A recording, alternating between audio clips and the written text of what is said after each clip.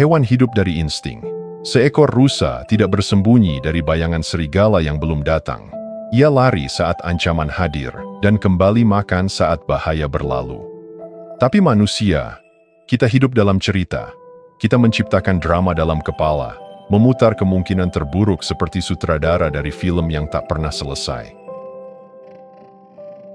Pikiran punya kemampuan luar biasa, membayangkan masa depan, mengenang masa lalu, menyusun makna dari setiap kejadian. Tapi anugerah ini membawa kutukan. Kita sering lebih hidup dalam yang belum terjadi daripada yang sedang terjadi.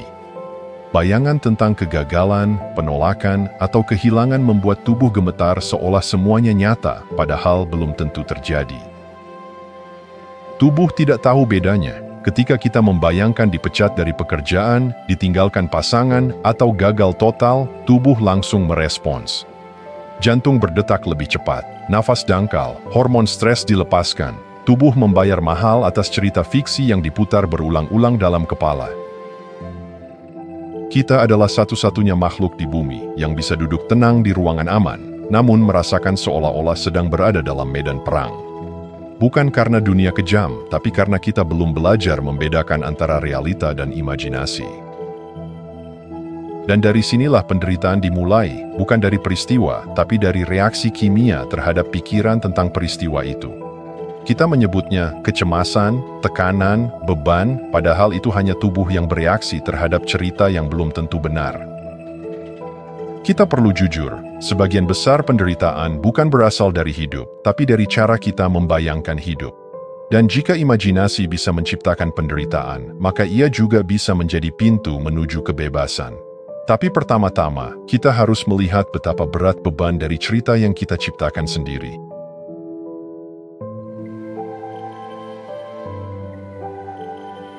Satu ucapan dingin dari seseorang bisa berkembang menjadi drama berlapis di kepala kita. Kita mulai menebak, apa aku salah? Kenapa dia begitu? Apa dia marah? Apa aku akan kehilangan segalanya? Satu kejadian kecil, netral atau ambigu, bisa berubah menjadi badai emosi, hanya karena kita menambahkan narasi. Inilah kekuatan cerita, dan juga bahayanya. Beban yang paling berat bukan datang dari kenyataan, tapi dari bayangan yang tak henti diputar dalam benak. Sebuah pikiran muncul, lalu kita tambahkan makna, lalu kita percayai, lalu tubuh merespons seolah semuanya benar. Tanpa sadar, kita menciptakan bencana versi kita sendiri, berulang kali. Sebelum apapun benar-benar terjadi. Lalu, bagaimana membedakan antara kenyataan dan imajinasi? Kuncinya sederhana, tapi mendalam. Tanyakan, apakah ini nyata sekarang, atau hanya proyeksi? Jika seseorang tidak menjawab pesan kita, realita hanyalah, belum ada balasan, titik. Tapi pikiran kita menambahkan segalanya. Mereka marah, aku ditolak, aku tak penting. Padahal, mungkin orang itu sedang sibuk, atau kehilangan ponselnya, atau tidak ada cerita sama sekali. Pertanyaan ini, apakah ini nyata sekarang, adalah lentera di dalam gua gelap pikiran. Ia menyorot perbedaan antara apa yang sedang terjadi dan apa yang kita bayangkan sedang terjadi. Dan dalam jarak kecil itu, kita mulai menemukan ruang bernapas. Memisahkan realita dari imajinasi bukan berarti mematikan pikiran, tapi berarti memilih untuk tidak percaya begitu saja pada semuanya. Karena saat kita tidak lagi mempercayai setiap bayangan, beban mulai berkurang, dan hidup perlahan menjadi lebih ringan.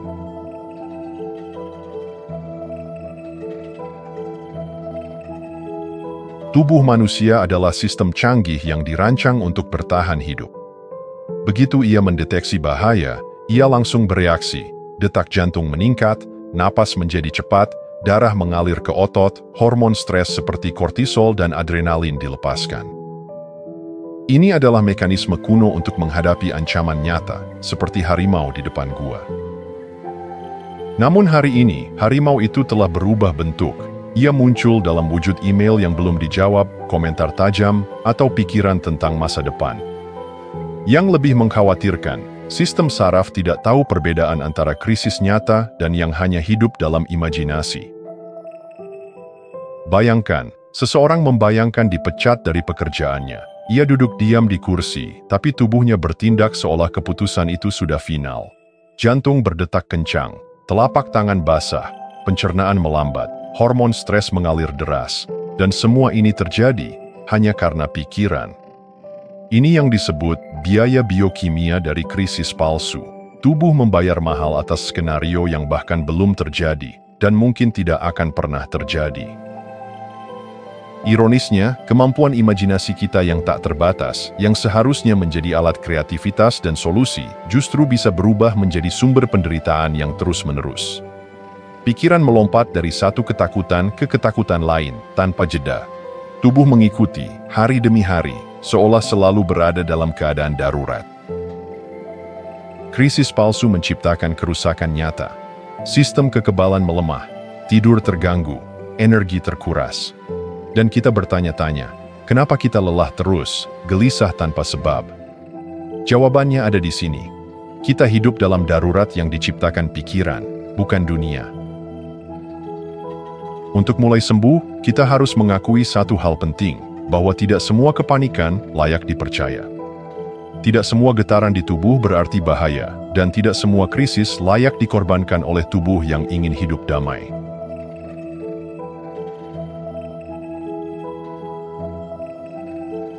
Kadang, kita mencari perubahan besar dengan langkah yang terlalu jauh. Tapi kebebasan sejati sering dimulai dari sesuatu yang kecil, sangat kecil, seperti satu napas sadar. Bayangkan, saat pikiran mulai melayang ke masa depan yang mencekam, saat tubuh mulai tegang karena skenario yang belum tentu terjadi, kita berhenti. Kita tarik napas, perlahan. Hanya itu, sebuah jeda. Jeda kecil ini adalah interupsi, tapi bukan interupsi biasa, ini adalah revolusi. Kita menghentikan aliran otomatis kekhawatiran, seolah mengatakan pada tubuh, kita aman sekarang, tidak perlu lari, tidak perlu bersiap untuk perang. Dan kemudian, kita membuka indera, udara yang masuk melalui hidung, rasa kopi di lidah, berat tubuh di kursi. Semua ini adalah fakta sensorik, jangkar yang nyata, yang tak bisa dimanipulasi oleh pikiran. Mereka membawa kita kembali ke tempat yang terlupakan, saat ini. Dengan berulang, tubuh mulai belajar bahasa baru. Ia mulai mengenali keheningan bukan sebagai kekosongan, tapi sebagai keamanan. Ia mulai mempercayai bahwa tidak semua kesunyian adalah ancaman, tidak semua diam adalah bahaya. Inilah cara kita menulis ulang pola biologis. Kita tidak perlu melawan pikiran, tidak perlu memaksa tenang. Cukup hadir, sebentar saja, lalu ulangi, hari demi hari. Dan seperti tetesan air yang mengikis batu, kehadiran perlahan mengikis kebiasaan panik yang telah lama menguasai kita. Revolusi tidak selalu datang dengan teriakan. Kadang ia datang dalam diam, dalam satu tarikan napas yang diambil dengan penuh kesadaran.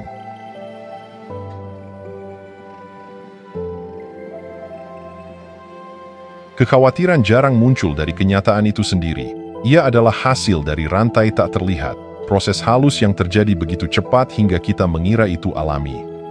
Tapi jika kita berhenti sejenak dan mengamati, kita akan melihat polanya.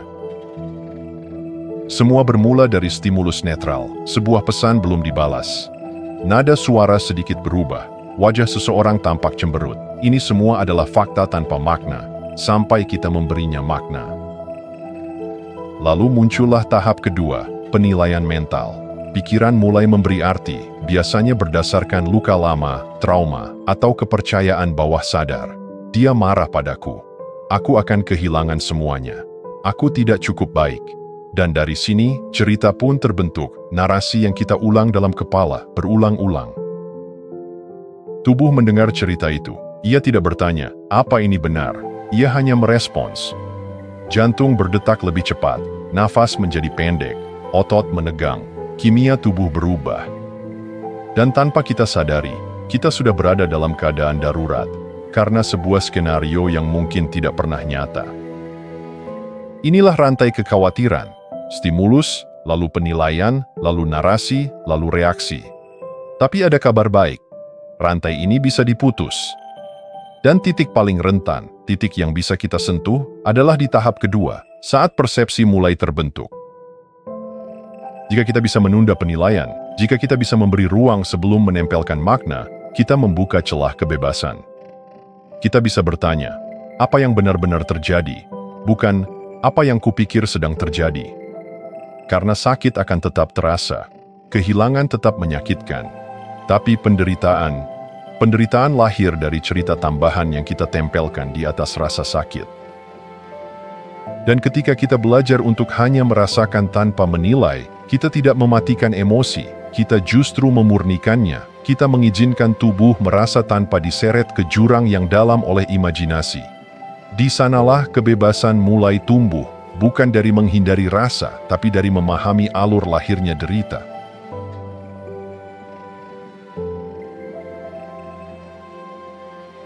Ketika kecemasan menyerang, seringkali kita mencoba melawannya dengan logika. Kita berkata pada diri sendiri, aku tahu ini cuma pikiran, atau aku tahu belum tentu terjadi. Tapi tubuh tidak mendengar kata-kata, ia mendengar kimia. Sistem saraf tidak dipengaruhi oleh argumen rasional, ia dipengaruhi oleh sinyal biologis.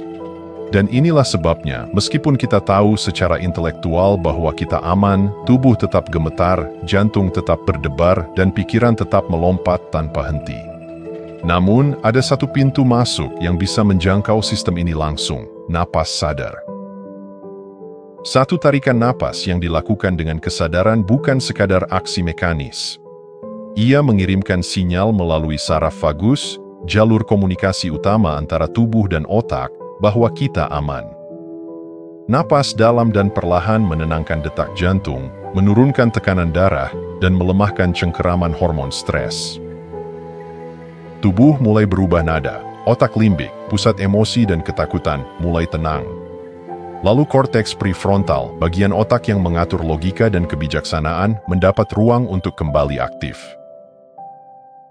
Dalam kehadiran, kita tak hanya merasa lebih baik, kita menjadi lebih baik secara biologis. Pikiran masih ada, kekhawatiran mungkin belum sepenuhnya pergi.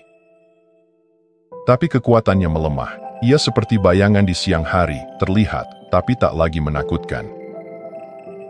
Inilah keajaiban kecil dari kehadiran. Ia tidak menghapus masalah, tapi mengembalikan tubuh ke titik nol. Dan dari titik nol itu, keputusan yang jernih bisa muncul, bukan dari reaksi, tapi dari kebijaksanaan yang lebih dalam. Kehadiran bukan pelarian, ia adalah pulang. Pulang ke tubuh, ke napas, ke detik ini. Di sanalah keajaiban penyembuhan yang sesungguhnya dimulai.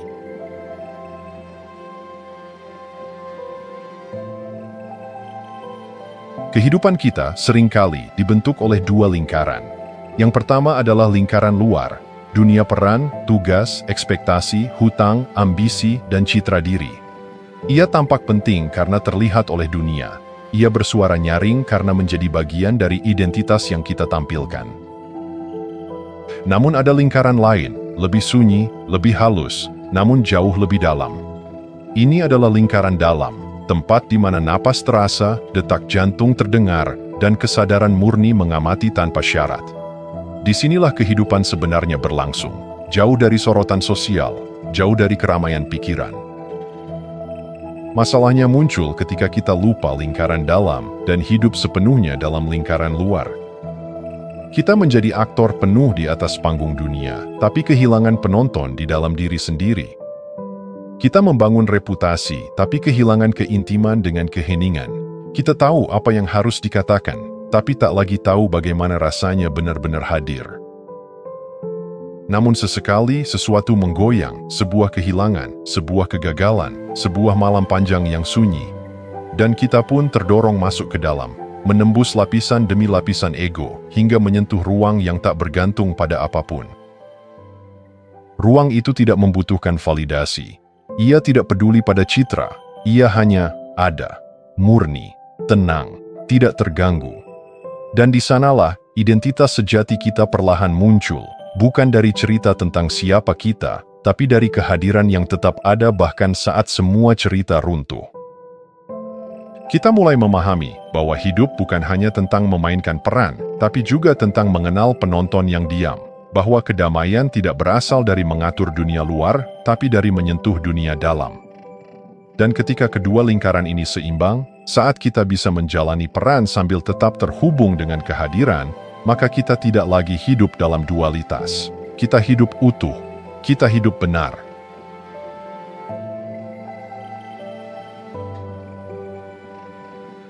Aku tak tahan dengan diriku sendiri. Kalimat ini terdengar sederhana, tapi jika kita perhatikan dalam, ia mengandung misteri besar. Siapa aku dan siapa diriku sendiri?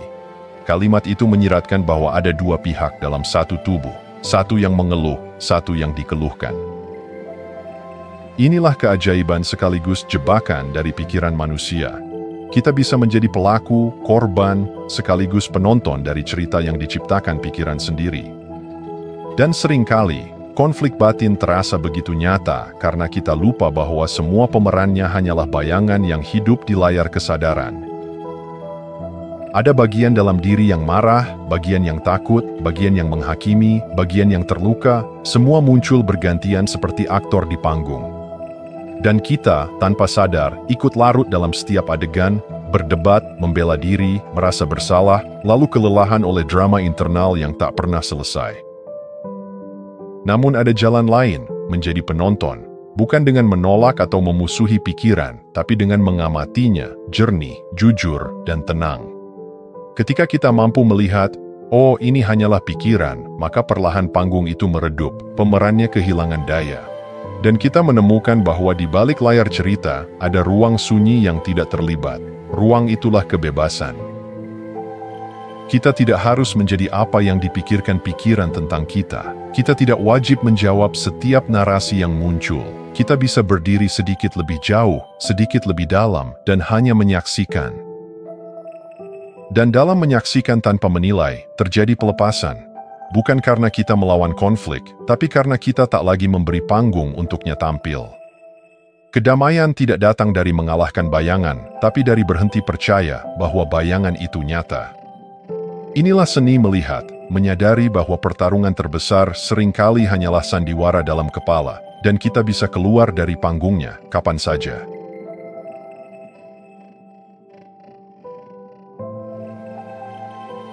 Kehadiran bukanlah sesuatu yang hanya ditemukan di puncak gunung, dalam keheningan meditasi, atau saat liburan dari rutinitas.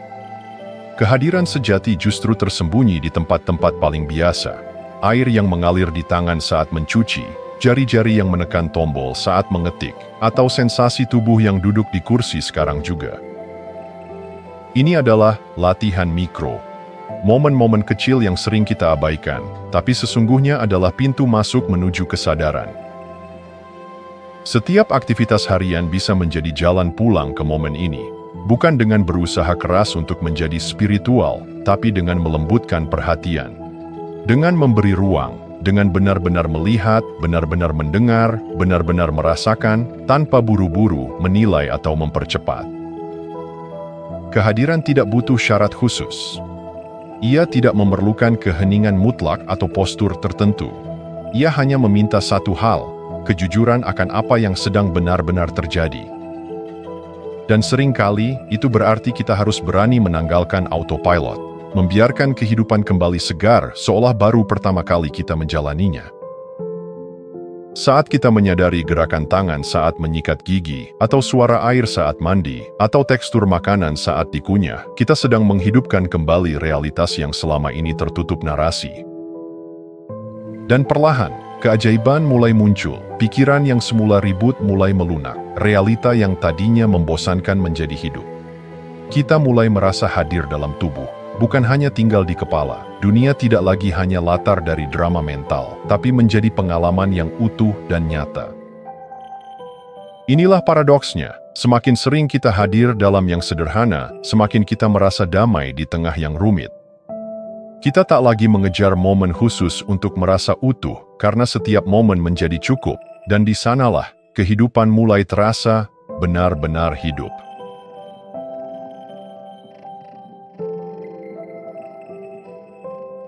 Pikiran manusia adalah alat luar biasa. Ia mampu membayangkan masa depan, merencanakan strategi, dan menciptakan kemungkinan.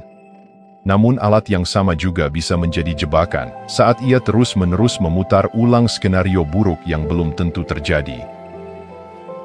Disinilah batas antara persiapan dan prediksi bencana menjadi kabur. Kita mengira sedang mempersiapkan diri, padahal yang sebenarnya terjadi, kita sedang terjebak dalam simulasi ketakutan yang tak kunjung selesai. Bayangkan kamu sedang memikirkan rapat penting esok hari. Apakah kamu memikirkan langkah konkret yang bisa diambil, atau mengulang-ulang bayangan tentang kegagalan yang belum terjadi? Apakah dari pikiran itu lahir tindakan nyata, atau hanya putaran emosional tanpa arah? Kuncinya sederhana tapi jujur. Tanyakan, dari pikiran ini, bisakah aku bertindak sekarang? Jika jawabannya tidak, jika pikiran itu hanya menciptakan kegelisahan tanpa aksi, maka ia bukanlah persiapan, ia hanyalah proyeksi yang menyamar sebagai produktivitas. Dan saat itu terjadi, kita bisa kembali ke napas, kembali ke tubuh, kembali ke satu langkah kecil yang bisa dilakukan saat ini juga. Hidup bukan dijalani dalam bayangan tentang masa depan, tapi dalam tindakan sekarang. Satu email yang dikirim, satu keputusan yang dibuat, satu napas yang disadari.